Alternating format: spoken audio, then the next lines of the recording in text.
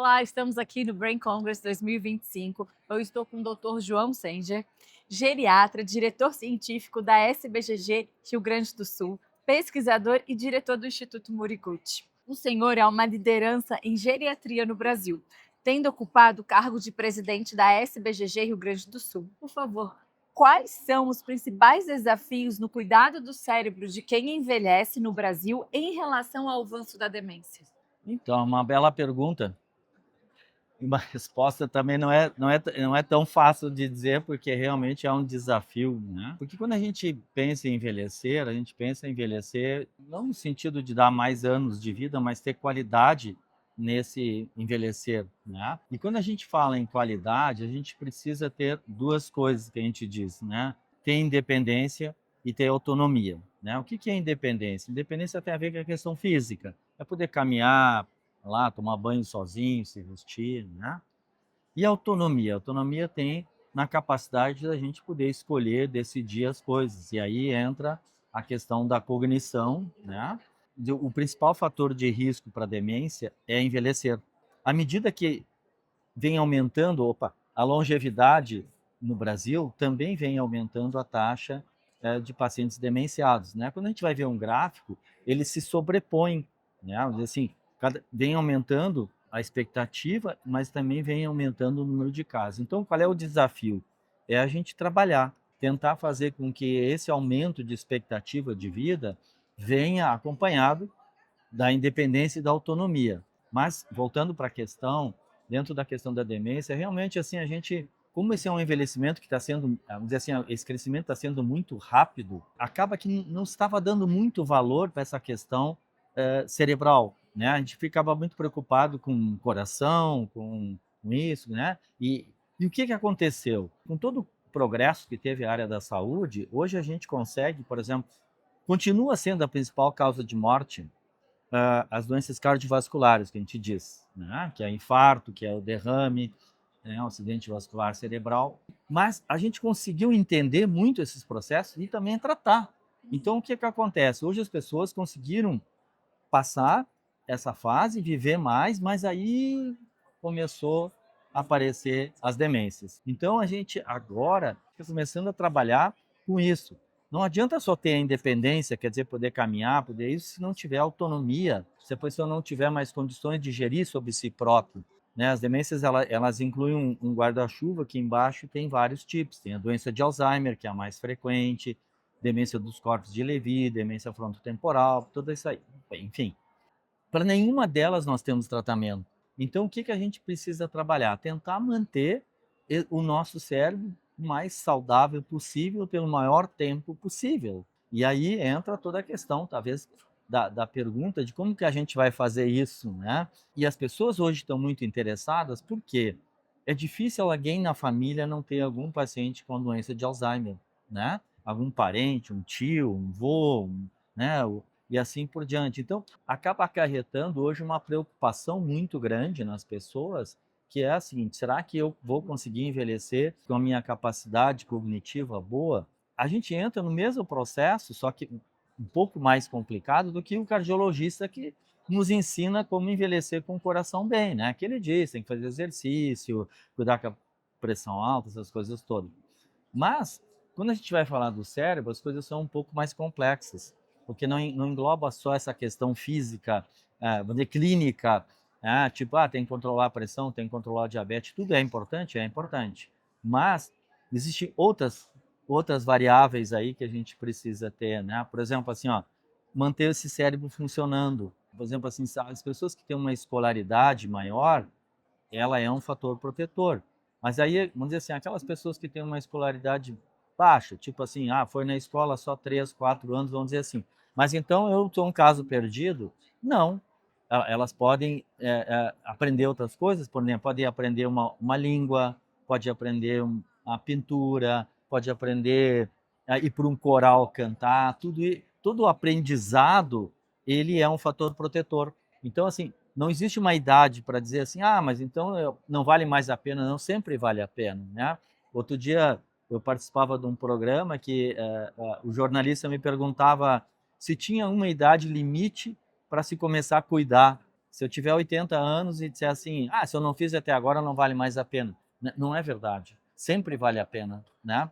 Mesmo com 80, com 85 anos, vale a pena deixar de fumar, vale a pena começar a fazer atividade física, vale a pena começar a aprender alguma coisa nova, né? Então, assim, sempre vale a pena, independente da idade. E vale a pena começar cedo também? Óbvio, né? Porque é uma coisa que se vai conquistando durante a vida, né? Dentro desse contexto, por exemplo, de começar cedo, entra a questão da escola. A pessoa talvez não teve lá a chance de ter uma escolaridade mais alta, mas ele pode, dentro da profissão dele, se é uma profissão que exige que ele esteja sempre aprendendo, ter o mesmo valor, né? E é claro que quanto mais cedo a gente começar, melhora cuidados, assim como tudo, né? Tudo. É o que o Supera sempre fala, que a gente trata isso como uma cultura da prevenção. Dito isso, no seu ponto de vista, qual é a importância da prevenção para a saúde do cérebro, para o envelhecimento ativo, que nós falamos aqui um pouco, e de que maneira podemos criar essa cultura da prevenção na sociedade brasileira? Basicamente são mudanças de hábitos, só que a gente sabe que mudanças de hábitos não são fáceis. O que aconteceu por que, por exemplo, assim, por que aumentou a longevidade? Por que as pessoas estão vivendo mais, né? Houve o progresso da medicina? Claro, houve, em termos de cirurgia, em termos de medicamento, mas as pessoas começaram a ter um aprendizado sobre mudança de estilo de vida. E digo isso através da mídia, através né, do que é uma alimentação saudável, do quanto é importante parar de fumar, do quanto é importante caminhar, tudo isso, porque o que a gente sabe? Que dentro da longevidade, o que faz realmente a grande diferença é o estilo de vida, é o que a gente come no dia a dia, a atividade que tem no dia a dia. Então, na questão cerebral, essa é uma cultura que ainda precisa ser realmente assim mais incorporada pela sociedade. Quanto é importante cuidar do cérebro, né? Nesse sentido de ter, por exemplo, atividades, né? Porque queres ver uma coisa que é complicado? É aquela pessoa que se aposenta e literalmente para. É um desastre, né? A gente vê isso muito no homem, não tanto na mulher. Porque a mulher ainda vai para casa, cuida de neto, blá, blá, blá. Mas o homem, às vezes, é muito complicado. Ele vai para casa e não faz mais nada. A gente sabe que isso vai ter mais ou menos um tempo de uns 2 anos e ele vai começar a ter dificuldades de memória. Então, mas se a gente conseguir com que esse pessoal comece a ter, cuidar do seu cérebro, ou através de um programa como tem a Supera, que nada mais é do que um exercício para a memória, e a gente fala isso para os pacientes, né, que o nosso cérebro ele é igual a um músculo, ele precisa ser usado. É a mesma coisa de uma pessoa ficar sentada, aposenta e fica sentada. O que vai acontecer? Ela vai começar a atrofiar a musculatura, vai ter que começar a dificuldade para levantar da cadeira, para caminhar. O cérebro é a mesma coisa. A partir do momento que a gente não o usa, ele começa a atrofiar. Por exemplo, uma coisa que a gente hoje fala muito, que é solidão. As pessoas que vivem sozinhas, por exemplo. Hoje tem vários trabalhos mostrando que determinadas áreas cerebrais atrofiam pelo fato de viver sozinho. Mas por quê? Porque ele não exercita o cérebro, ele não conversa, né? Ele não tem relação social, e tudo isso faz com que o cérebro comece realmente a atrofiar. Então, não deixa de ser uma atividade como se fosse um exercício. A questão de trabalhar o cérebro para que ele se mantenha saudável. Né? Então, a dica valiosa é: cérebro tem que ser estimulado, desafiado constantemente. Constantemente. E para quem não sabe, o Instituto Moriguchi, ele é uma entidade referência no estudo de envelhecimento no Brasil. É responsável pelo projeto Veranópolis. Entre os muitos achados ao longo dos 30 anos de pesquisa, doutor, incluem-se hábitos que contribuem para uma longevidade funcional e de qualidade. Agora diz pra gente como a boa cognição se encaixa nessa lista. Nós temos lá uma corte de pacientes, que é a maior corte já sobre envelhecimento do Brasil, já faz mais de 30 anos. Esse ano vai fazer 32 anos. Lógico que se aprendeu muito com esse estudo, porque são várias teses de doutorado, dissertação de mestrado que foram feitas, então se aprendeu muito, né, em termos de cuidado, claro, como eu digo assim, da parte física, mas também da questão mental. Para quem não conhece, Veranópolis é uma cidade que fica na Serra Gaúcha, uma cidade pequena, tem 27 mil habitantes, porque para fazer um estudo desses, fazer em cidade muito grande, fica muito difícil, né? Porque a gente não consegue ter acesso, né, a toda a população. Quando é uma cidade menor, a gente tem acesso, como a gente trabalhava com pacientes idosos, quer dizer, acima de 60 anos, né, esse era o ponto de corte, a gente tinha acesso a todos os idosos da cidade, isso que é importante. Mas a gente foi vendo que, claro, eles tinham alguns fatores protetores em relação à memória. Claro, uma era a questão assim, era o estilo de vida. De novo, a gente entra lá, a alimentação deles era com baixa gordura saturada, não fumavam muito, muita atividade física, porque a cidade é altos e baixos, eles né, caminhavam muito, boa parte da população ainda trabalhava na terra e coisa e tal. Mas, respondendo agora à questão da cognição, o que a gente via neles? Uma grande interação social. Eles tinham muitos grupos, seja ligado à igreja, porque é uma cidade de imigração basicamente italiana, então são muito religiosos, então eles têm grupos da igreja, eles tinham grupos de convivência, e aí a gente foi vendo que isso era uma coisa que estimulava eles, principalmente a questão cerebral.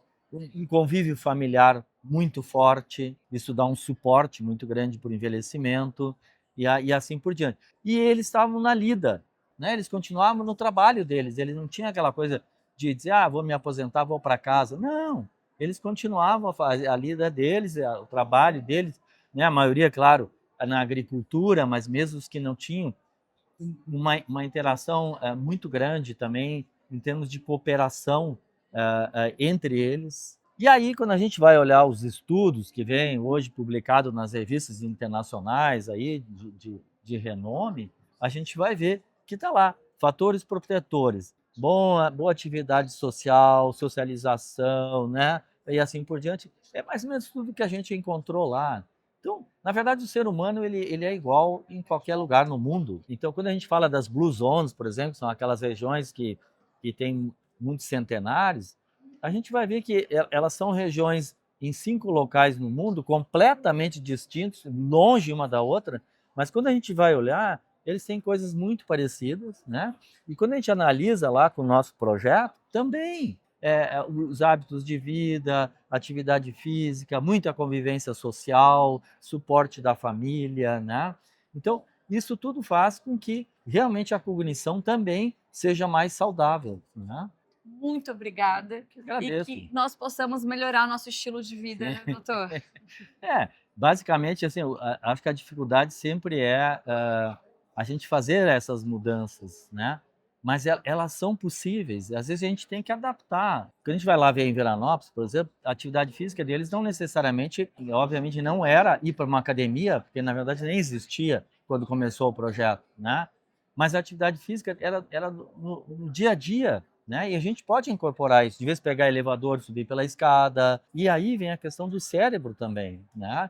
Eu acho que assim, ele precisa ser trabalhado. E eu acho que, por exemplo, vocês que têm as superas, é um exercício da memória. E eu acho que isso é importante, né? Assim como a gente tem hoje um educador físico, também nós vamos ter que trabalhar e cada vez mais com isso, né? Porque como a população vem envelhecendo, a gente precisa manter esse cérebro trabalhando, como tu falaste, a vida toda. Mas lá no finzinho, talvez ele precisa ser até um pouco mais estimulado, né, para que ele não atrofie. Então, acho que essa é a grande mensagem aí, né? Fora o cuidado todo, claro, que a gente vai ter durante a vida, mas lá no finzinho a gente precisa trabalhar isso e ter bons hábitos. Resgatando 5 fatores que eu esqueci todos. Os 5 fatores são atividade física, alimentação saudável, interatividade social, qualidade de sono e estimulação cognitiva. É isso aí. Muito obrigada. Eu que agradeço.